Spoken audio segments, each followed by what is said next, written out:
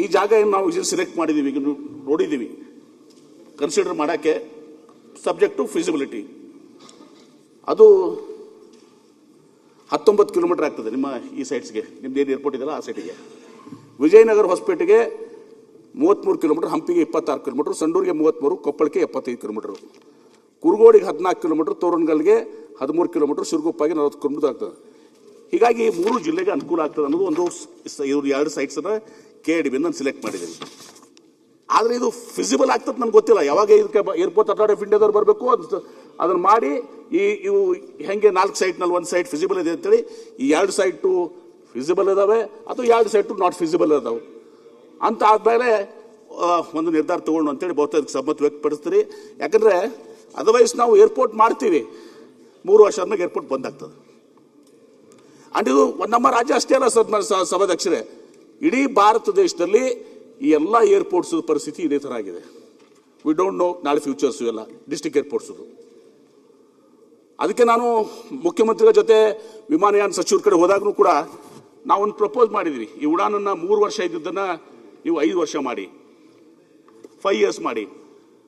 ಆಮೇಲೆ ಅಷ್ಟೇ ಅಲ್ಲ ಸನ್ಮಾನ್ಯ ಸಭಾಧ್ಯಕ್ಷರೇ, ನೆಕ್ಸ್ಟ್ 5 ಇಯರ್ಸ್ಗೆ ಸ್ಟೇಟು ಮತ್ತು ಸೆಂಟ್ರಲ್ ನಾವು ಶೇರಿಂಗ್ 50-50 ಶೇರಿಂಗ್ ಮಾಡ್ತೀವಿ. ಒಂದು 10 ಇಯರ್ಸ್ ಆದರೆ ಅದು ಒಂದು ಇದಕ್ಕೆ ಬರ್ತದೆ, ಇದಾಗ್ತದೆ ಅಂತೇಳಿ ಹೇಳಿದ್ದೀನಿ. ಅವರು ಕೂಡ ಇದು ರಾಷ್ಟ್ರಾದ್ಯಂತ ಸಮಸ್ಯೆ ಇದೆ, they are also thinking on this lines. 3 ವರ್ಷ ಬದಲಿ 5 ವರ್ಷ ನಮ್ಮ ಪ್ರಪೋಸಲ್. ಅದು ಒಪ್ತಾರೆ ಬಿಡ್ತದೆ, ಅವ್ರು ಏನು ಅದರಲ್ಲಿ ಹೆಚ್ಚು ಕಮ್ಮಿ ಮಾಡ್ತಾರೆ ಗೊತ್ತಿಲ್ಲ. ಇನ್ನು 5 ವರ್ಷ ನಾವು 50-50 ಶೇರಿಂಗ್ ಅಂತ ಮಾಡಿದ್ದೀವಿ. ಅದಲ್ಲದೆ ಸನ್ಮಾನ್ಯ ಸಭಾಧ್ಯಕ್ಷರಿಗೆ ನಾನು ನಮ್ಮ IDD ಇಲಾಖೆಯಿಂದ ಈ ವಿಮಾನಯಾನ ಒಂದು ಪಾಲಿಸಿನೇ ತರ್ತಾ ಇದ್ದೀವಿ. ಈಗ 2 other States have done it, Madhya Pradesh and UP. ಈಗ ಆ ಪಾಲಿಸಿಯಲ್ಲಿ ಸಹ ನಾವು ರಾಜ್ಯನೂ ಕೂಡ ಶೇರಿಂಗ್ ಏನು ಮಾಡಬೇಕು.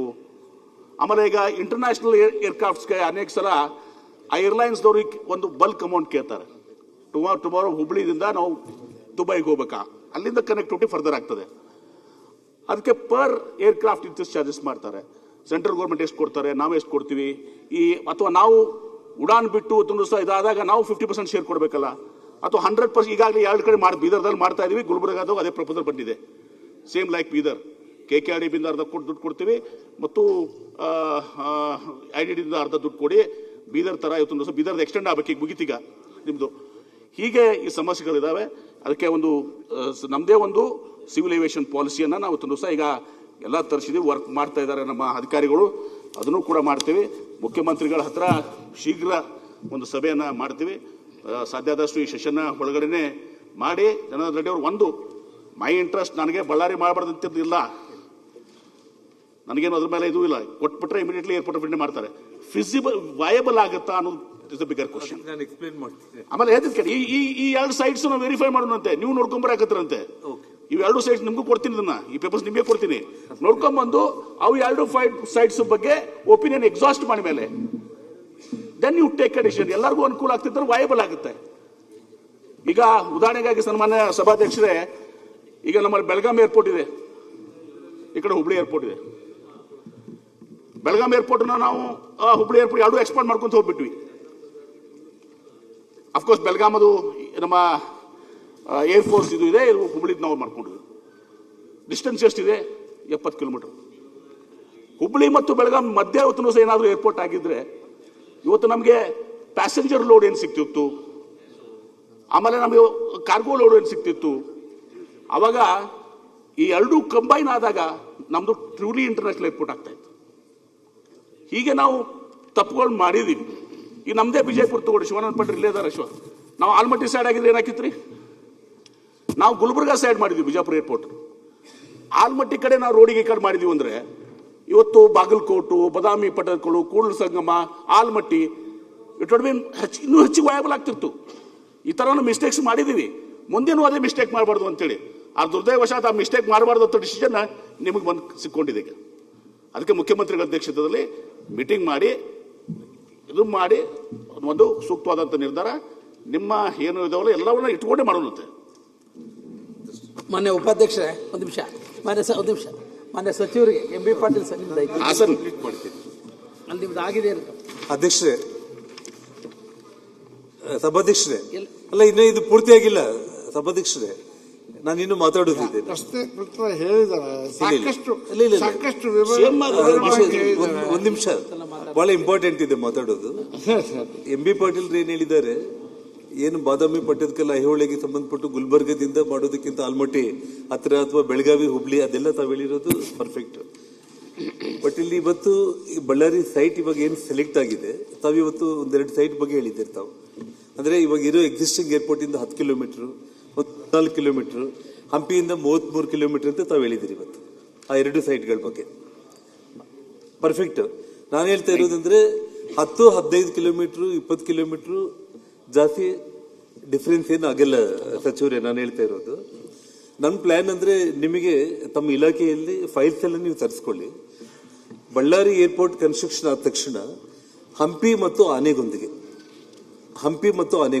ಎಕ್ಸ್ಪ್ರೆಸ್ ವೇ ಹೇಳ್ತಾರೆ ನೀವು, ಎಕ್ಸ್ಪ್ರೆಸ್ ವೇ ಅಂತ ಹೇಳಿ 8 ವೇಸ್ ಮಾಡಿ ಎಕ್ಸ್ಕ್ಲೂಸಿವ್ ಆಗಿ ಗ್ರೀನ್ ಫೀಲ್ಡ್ ರೋಡ್. ರೈತರೆಲ್ಲರ ಹತ್ರ ಕೂಡ ಮಾತಾಡಿ, ರೈತರು ಈ ಕ್ಷಣಕ್ಕೂ ರೆಡಿ ಇದ್ದಾರೆ. ತಾವು ಬಂದ್ರೆ ನಾನೇ ನಿಮ್ ಜೊತೆಯಲ್ಲಿ ಬರ್ತೀನಿ.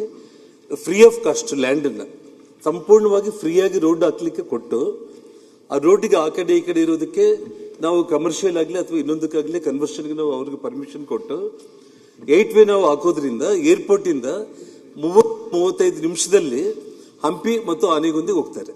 ಇವತ್ತು ಆನೆಗೊಂದಿಯಲ್ಲಿ ಅಂಜನಾದ್ರಿಗೆ ಒಂದು ದಿವಸಕ್ಕೆ 25,000 ಭಕ್ತಾದಿಗಳು ಪ್ರವಾಸಿಗರು ಬರ್ತಾ ಇದ್ದಾರೆ ಅಧ್ಯಕ್ಷರೇ. ಜೊತೆಗೆ ಇಡೀ ಭಾರತದಿಂದ ಒಂದು ದಿನಕ್ಕೆ 10,000 ಮಂದಿ ಇವತ್ತು ಅಂಜನಾದ್ರಿಯ ಹನುಮಂತನ ದರ್ಶನಕ್ಕೆ ಬರ್ತಾ ಇದ್ದಾರೆ. ಹಂಪಿಗೆ ನಿಮಗೆಲ್ಲ ಗೊತ್ತಿರೋ ರೀತಿಯಲ್ಲಿ ಹೆಚ್ಚು ಕಡಿಮೆ 5 ಲಕ್ಷ ವಿದೇಶಿ ಪ್ರವಾಸಿಗರು ಬರ್ತಾ ಇರುವಂತದ್ದು. ಹಾಗಾಗಿ ನಾನು ನಿಮ್ಗೆ ಹೇಳ್ತಾ ಇರೋದ್ರಿಂದ ನೀವು ಹೇಳಿರೋ ಕ್ಯಾಲ್ಕುಲೇಷನ್ಸ್ ಎಲ್ಲ ಇದೆ. ನಿಮ್ಗೆ ಏನಾದ್ರೂ ಒತ್ತಡ ಇದ್ರೆ ನಾನೇನು ನಿಮ್ಮನ್ನ ಇದು ಮಾಡ್ಕೊಳಕ್ ಹೋಗಲ್ಲ. ದಯಮಾಡಿ ನಾನು ಹೇಳ್ತಾ ಇದ್ದೀನಿ, ತಾವು ಮುಖ್ಯಮಂತ್ರಿಗಳ ಅಧ್ಯಕ್ಷತೆಯಲ್ಲಿ ಸಭೆಯನ್ನ ಸದನ ಮುಗಿಯೋದ್ರೊಳಗಡೆನೆ ಬರೋಬರನೆ ಒಂದು ಎಕ್ಸ್ಕ್ಲೂಸಿವ್ ಆಗಿ ಒಂದು 2 ಅವರ್ಸ್ ನೀವು ನನಗೆ ಅಲ್ಲಿ ಟೈಮ್ ಕೊಡಿ. ಮತ್ತೆ ನಿಮ್ಮ ಇಲಾಖೆಯಲ್ಲೇ ಫೈಲ್ಸ್ ಇದೆ, ಆ ಗ್ರೀನ್ ಫೀಲ್ಡ್ ರೋಡ್ ನಿಮಗೆ ಎಲ್ಲ ಏನೇನು ಪ್ಲಾನ್ಗಳಾಗಿದೆ ಬಹಳ ಅಚ್ಚುಕಟ್ಟಾಗಿ ಮಾಡಿದ್ದೀವಿ. ಇಲ್ಲಿ ಯಾವುದೇ ಒಂದು ಇದರಲ್ಲಿ ಇಲ್ಲ. ಇವಾಗ ನೀವೇನು 2 ಸೈಟ್ ನೋಡಿದಿರಲ್ಲ, ಎಕ್ಸಿಸ್ಟಿಂಗ್ ಇವಾಗ ನಾವು ನೋಡಿರೋ ಏರ್ಪೋರ್ಟ್ಗೆ ಅಲ್ಲಿಗೆ 15-20 ಕಿಲೋಮೀಟರ್ ಡಿಫ್ರೆನ್ಸ್ ಇದೆ ಅಂತಂದ್ರೆ, ಇವಾಗಿರೋ ಒಳ್ಳೆ ರಸ್ತೆಗಳಲ್ಲಿ 10 ನಿಮಿಷ ಪ್ರಯಾಣಕ್ಕಿಂತ ಜಾಸ್ತಿ ಆಗಲ್ಲ. ದಯಮಾಡಿ ನಾನು ಹೇಳ್ತಾ ಇರೋದು ಇಮಿಡಿಯೇಟ್ ಸಭೆ ಕರೀರಿ. ಯಾಕಂದ್ರೆ ಇಲ್ಲಿ ನಾವು ಏನೇ ಮಾತಾಡಿದ್ರು ಕೂಡ ಬಹಳ ಡೀಟೇಲ್ಡ್ ಆಗಿ ಇಬ್ಬರು ಮಾತಾಡ್ಲಿಕ್ಕೆ ಆಗಲ್ಲ. ಮುಖ್ಯಮಂತ್ರಿಗಳ ಸಮಕ್ಷಮದಲ್ಲಿ ನೀವು ನಾವು ಎಲ್ಲ ಶಾಸಕರನ್ನು ಕೂಡ ಕರೆದು ಸಚಿವರೇ